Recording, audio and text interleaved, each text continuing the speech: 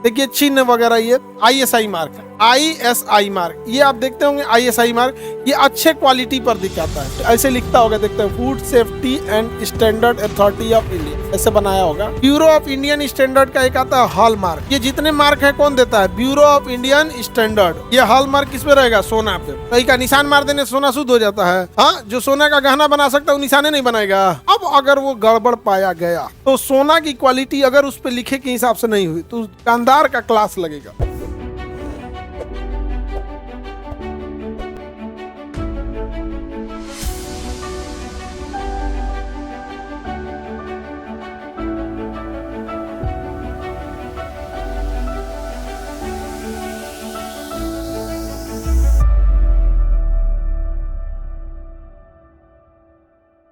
ये कुछ लाइसेंसिंग चीज हो जाते हैं। सब लाइसेंसिंग जरूरी होता है, सर्टिफिकेशन कौन सी चीज अच्छी है कौन सा चीज खराब है। इसके लिए भारत में क्या है? Bureau of Indian standard, BIS, bureau of Indian standard. तो कोई भी चीज के स्टैंडर्ड क्वालिटी होनी चाहिए, और वो किसके हिसाब से स्टैंडर्ड होनी चाहिए? इंडिया के हिसाब से स्टैंडर्ड होना चाहिए। अब लोहे में अलग है, दवाई में अलग है, खाने पीने में अलग है, जूस की कैटेगरी में अलग है, पढ़ाई लिखाई में अलग है, गहना में अलग है, सोना में अलग है, हीरा में अलग, सबका स्टैंडर्ड अलग है। जैसे खाने पीने के मामले में देखेंगे तो food safety and standard authority of India है।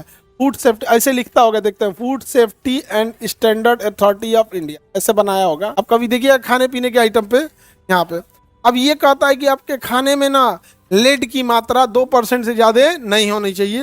हालांकि लेड खाने में मिलाने से चीजें क्रिस्पी हो जाती है, तो लेड की परसेंटेज 2% से ज्यादा नहीं होने चाहिए। अब नेस्ले कंपनी है, उसने अपना जो मैगी बनाया था उसमें 3% से ज्यादा लेड डाल दिया। ये पकड़ लिया किसने? FSSAI ने। उसने कह दिया कि ये वाला चीज आप नहीं बेच सकते हैं। नेस्ले उठाया, सारा वापस मंगा लिया, उस पूरे बैच को दोबारा उसने मैगी दे दिया, और मैगी को उसने 2% पे रख दिया। नेस्ले ने मैगी को क्या कर दिया? 2% पे रख दिया, तो हो गया। मैगी को देखिएगा, नेस्ले कभी भी ये नहीं दिखाएगा कि वो मैगी है, वो खाली दिखाएगा कि बढ़िया आदमी मैगी खाता, पीजी आदमी मैगी खाता है, कहीं पार्टी करने गए तो मैगी खाता है, दिमाग में बैठा दिया। अब कोनो आदमी पहाड़ पे जाके मैगी खा रहा है, पहाड़ पे घुस गया, कौन सी खा रहा है? मैगी खा रहा है, मैगी खा रहा है। बहुत ज्यादा प्रचलन में आ भी गया मैगी। बाबा रामदेव आए, करेंगे स्वदेशी अपनाइए। क्या कहिए? स्वदेशी अपनाइए। हाँ, मतलब स्वदेशी अपनाइए और हमारा मैगी खरीदिए। क्या कीजिए? स्वदेशी अपनाइए और पतंजलि का मैगी खरीदिए, आटे वाला मैगी खरीदिए। उसे नूडल्स बोलते हैं। यहाँ पर आगे बढ़े। खाद्य पदार्थों की गुणवत्ता के जांच करता है कौन सा? ये।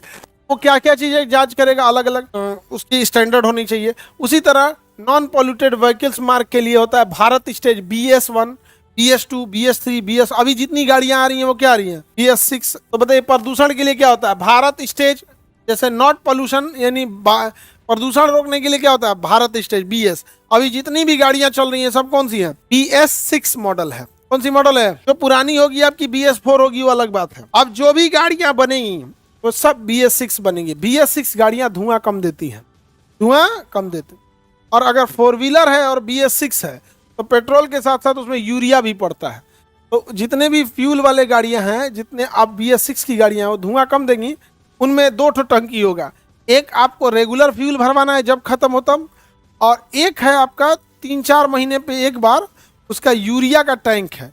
वो डिपेंड करता है आप कितना चल रहे हैं, टाइमिंग से मतलब नहीं है, कितना किलोमीटर चल रहे हैं। उसमें यूरिया भी पड़ता है, लिक्विड यूरिया पड़ता है। कैसा यूरिया पड़ता है? लिक्विड यूरिया पड़ता है। तो लिक्विड यूरिया जो होता है वो, अब देखिए इसमें भी धांधली कर दिया सब।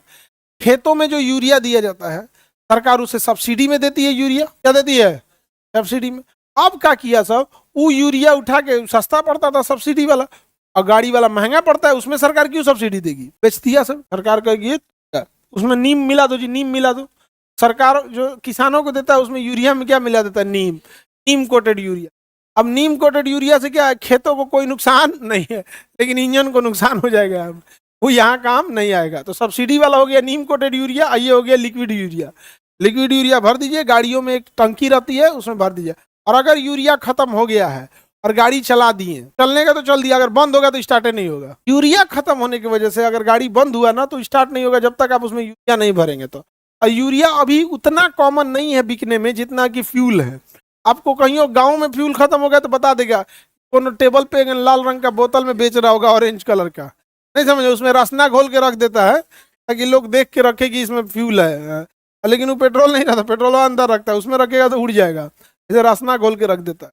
लेकिन अगर यूरिया घट जाएगा, जरूरी नहीं कि हर जगह आपको यूरिया मिल जाए। उसकी स्टैंडर्ड को कौन बनाता है? आपका बीएस, भारत स्टेज। बीएस यानी भारत स्टेज। सबका अलग अलग मार्किंग होता है। देखिए चिन्ह वगैरह, ये SI mark, ISI mark, ISI mark, ये आप देखते होंगे आईएसआई मार्क, ये अच्छे क्वालिटी पर दिखाता है। अगर कोई चीज बहुत अच्छा है तो स्टैंडर्ड के हिसाब से है, तो जाना पड़ेगा ब्यूरो ऑफ इंडियन स्टैंडर्ड के पास और उसको जाके दिखाइएगा मेरे दुकान में बना हुआ चीज इंडियन स्टैंडर्ड के हिसाब से है। तब वो आपको एक ये मोहर मारने को देगा, कहेगा आप अपने सामान पे ये मोहर मार दीजिए, और उस मोहर के आगे आपको एक नंबर देगा, जिससे आपका रजिस्ट्रेशन नंबर पता चले। अब मान के चलिए आपने करकट खरीद के लाया छत पे बिछाने के लिए, और उसमें इंडियन स्टैंडर्ड है कि वो चोट या ईंटे पत्थर से टूटेगा नहीं, आपको लगा और वो दे दिया आपको अच्छी क्वालिटी का, नहीं खराब क्वालिटी का, इसका जो नंबर होगा इसके आगे रजिस्ट्रेशन नंबर, उससे आप पता कर लीजिएगा यू कंपनी का। अब वो ब्यूरो ऑफ इंडियन स्टैंडर्ड बताएगी मोहर हमारा अच्छे क्वालिटी का, सामान भेज दिया खराब क्वालिटी, अब उस पर क्या होगा? कार्रवाई होगी। तो आईएसआई मार्क आप बहुत सारी चीजों पे देखे होंगे। एग मार्क क्या चीज होता है भैया? कृषि के उत्पादक चीजों पे क्या लगा होता है? Egg mark. एग्रीकल्चर मार्क को क्या कहते हैं? Egg mark.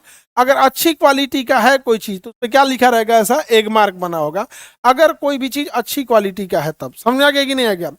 Bureau of Indian standard का एक आता है हॉल मार्क। क्या आता है? Hall mark. ये जितने मार्क है कौन देता है? Bureau of Indian standard. कौन देगा ये सब? डिपार्टमेंट कौन सा होगा बाबू? ब्यूरो ऑफ इंडियन स्टैंडर्ड, भारतीय मानक ब्यूरो, यही मंत्रालय, यही डिपार्टमेंट आपको देगा। ये हॉल मार्क किस पे रहेगा? सोना पे। कहीं का निशान मार देने सोना शुद्ध हो जाता है? हाँ, जो सोना का गहना बना सकता है वो निशाने नहीं बनाएगा? बना देगा निशान। बट जब ये निशान बनाया जाता है तो इसके नीचे नंबर क्या होता है कि कितने कैरेट का सोना है, उसके लिए कोड होता है, किस दुकानदार ने दिया है वो होता है। इसका मोहर का वैल्यू नहीं है, उसके अंदर जो नंबरिंग किया है उसमें उस दुकान के डीलर का क्या है? कोड है। अब अगर वो गड़बड़ पाया गया तो सोना की क्वालिटी अगर उस पर लिखे के हिसाब से नहीं हुई तो उस दुकानदार का क्लास लगेगा, उसका क्या होगा? लाइसेंस रद्द होगा और सरकार उसके दुकान पे आके चिपका देगी कि यह अच्छे क्वालिटी का सोना नहीं देता है। बस हो गया काम खत्म। अब लोग उसके पास जाएंगे नहीं। सोना में लोग इसीलिए जाते हैं कि उसी दुकान से लेते हैं जहाँ पे अच्छा क्वालिटी का मिलता। अब सोना खरीद पाना बहुत मुश्किल हो गया। 1 लाख पार हो गया है सोना ना, लगभग 1 लाख पहुंच गया। अब सोना बहुत महंगा हो गया। अब आप लोग लोहा टांगिए। वैसे ही देखिए, अच्छी क्वालिटी का ऊन है तो उस पर कौन सा मार्क बना रहेगा? वूल मार्क। पर्यावरण के लिए ठीक है तो कौन सा रहेगा? इको मार्क, ग्रीन कलर का रहेगा इको मार्क।